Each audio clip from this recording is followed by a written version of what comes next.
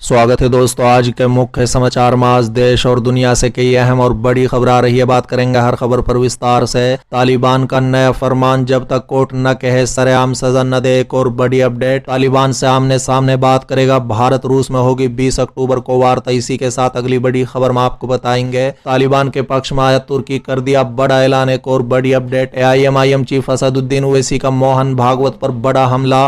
मोहन भागवत के विजयदशमी पर दिए गए भाषण को बताया सच। एक और बड़ी अपडेट, सिंगू बॉर्डर पर दलित युवक की हत्या का मामला पहुंचा सुप्रीम कोर्ट। इसी के साथ अगली बड़ी खबर में आपको बताएंगे। तालिबान शासन को मान्यता देगा रूस, राष्ट्रपति व्लादिमीर पुतिन ने दिया बड़ा बयान। इसी के साथ अगली बड़ी खबर में आपको बताएंगे। अमेरिका ने तालिबान के पूर्व नौकरशाहों से हटाया प्रतिबंध। एक और बड़ी अपडेट, अफगानिस्तान और पाकिस्तान के बीच तनातनी, PIA ने काबुल की सारी उड़ानें की रद्द। तो चलिए देख लेते आज की पहली बड़ी खबर। तालिबान का नया फरमान, जब तक कोर्ट न कहे सरेआम सजा न दे। दरअसल दोस्तों, शरिया कानून को सख्ती से लागू करने के लिए तालिबान सरकार अपनी कार्यशैली में बदलाव लाती दिख रही है। बता दें कि तालिबान ने अपने स्थानीय अधिकारियों से सार्वजनिक जगहों पर लोगों को सजा न देने के लिए कहा है। सरकार के एक प्रवक्ता ने कहा है कि सार्वजनिक जगहों पर लोगों को मौत के घाट उतारने से बचने की जरूरत है। ऐसा तभी किया जाएगा जब सुप्रीम कोर्ट कोई आदेश पारित करेगा।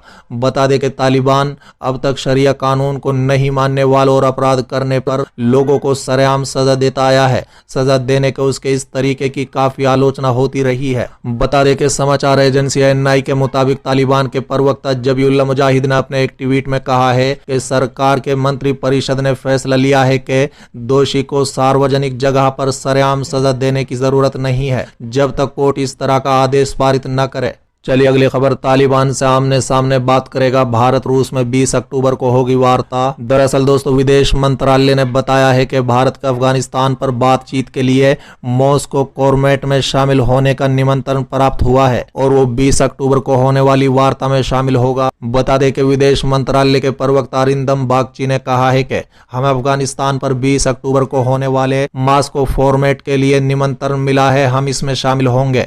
अरिंदम बागची ने आगे कहा है कि मैं इसकी पुष्टि नहीं कर सकता कि कौन वार्ता में शामिल होगा, मगर इसकी संभावना है कि संयुक्त सचिव स्तर का कोई अधिकारी इसमें हिस्सा लेगा। बता दें कि रूस 2017 से अफगानिस्तान मुद्दे पर मॉस्को फॉर्मेट का आयोजन करता रहा है। चलिए अगली खबर, तालिबान के पक्ष में आया तुर्की, कर दिया बड़ा ऐलान। दरअसल दोस्तों, G20 नेताओं के सम्मेलन में बोलते हुए तुर्की के राष्ट्रपति एर्दोगान ने कहा है कि तुर्की में अफगानी शरणार्थियों को नहीं रखा जाएगा क्योंकि तुर्की में पहले से ही 36 लाख सीरियाई शरणार्थी मौजूद है। बता दें कि एर्दोगान के इस ऐलान को पूरी तरह तालिबान के पक्ष से जोड़कर देखा जा रहा है। एर्दोगान ने कहा है कि अफगानिस्तान से आने वाले शरणार्थियों को रोकने के लिए तुर्की ने सीमा पर सुरक्षा के कड़े इंतजाम कर दिए हैं, जिसके चलते किसी भी कीमत पर शरणार्थी तुर्की में प्रवेश नहीं कर सकेंगे। बता दें कि G20 नेताओं के सम्मेलन में अफगानिस्तान की स्थिति पर बोलते हुए एर्दोगान ने कहा है कि तुर्की एक बार फिर शरणार्थियों की नई बाढ़ नहीं झेल सकता है। उन्होंने अफगानिस्तान पर एक वर्किंग ग्रुप बनाने का भी प्रस्ताव पेश किया है। एर्दोगान ने कहा है कि तुर्की इस वर्किंग ग्रुप का नेतृत्व करने को भी तैयार है। तुर्की के राष्ट्रपति के इस बयान के अंतर्राष्ट्रीय स्तर पर कई मायने निकाले जा रहे हैं।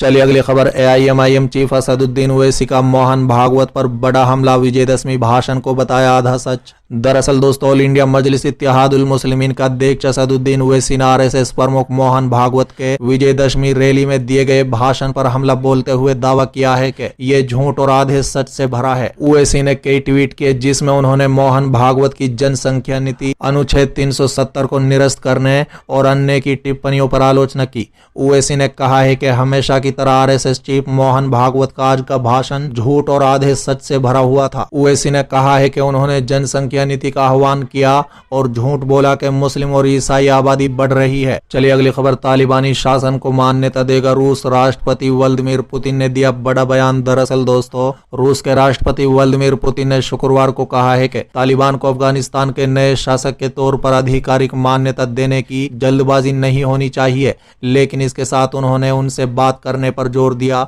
बता दें कि वीडियो कॉल पर पूर्व सोवियत देशों के नेताओं से बातचीत में पुतिन ने कहा है कि तालिबान द्वारा बनाई गई अंतरिम सरकार अफसोसजनक रूप से अफगानिस्तान के पूरे समाज को प्रतिबिंबित नहीं करती, लेकिन इसके साथ ही उन्होंने तालिबान द्वारा चुनाव कराने के वादे और शासन के ढांचे को पुनः स्थापित करने की कोशिश को रेखांकित किया है।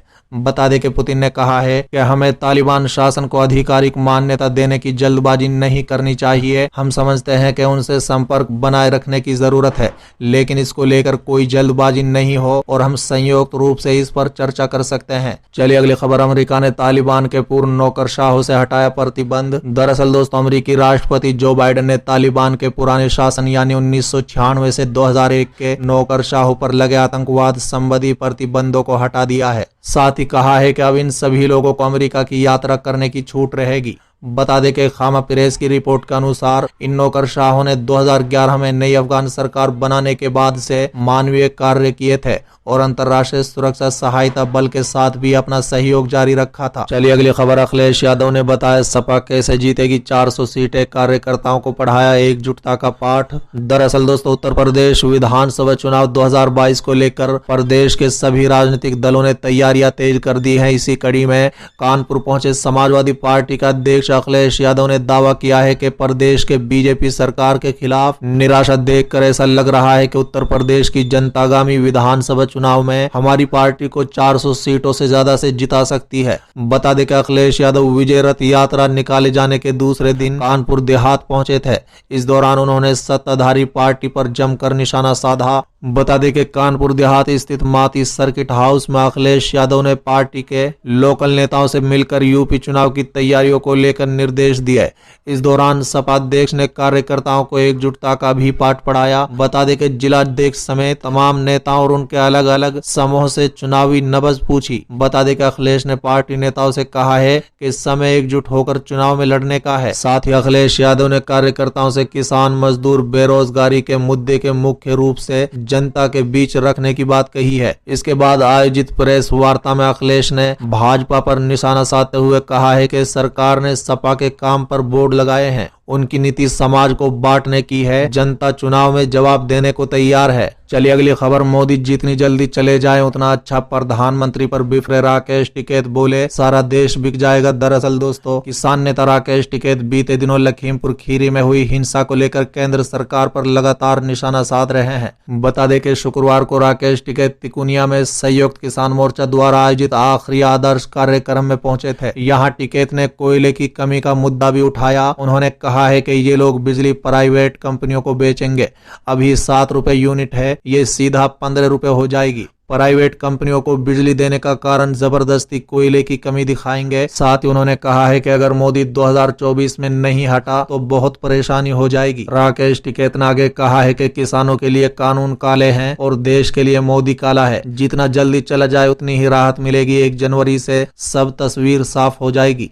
देखते हैं कि अगले साल कितनी फसलें दुगनी दाम पर बिकेंगी। हमारी तो मांग है कि सरकार तीनों काले कानूनों को वापस ले और एमएसपी के दाम तय किए जाएं। साथ ही राकेश टिकैत ने कहा है कि जब तक केंद्र गृह राज्य मंत्री अपने पद पर बने रहेंगे तब तक इस मुद्दे की निष्पक्ष जांच होने का कोई सवाल नहीं पैदा होता। इसलिए हमारी मांग है कि अजय मिश्रा को मंत्रिमंडल से बाहर किया जाए। अगर अजय मिश्रा का इस्तीफा नहीं लिया जाता तो हमारे पास आंदोलन का भी रास्ता है। बहुत जल्द हमारे द्वारा इसकी घोषणा कर दी जाएगी।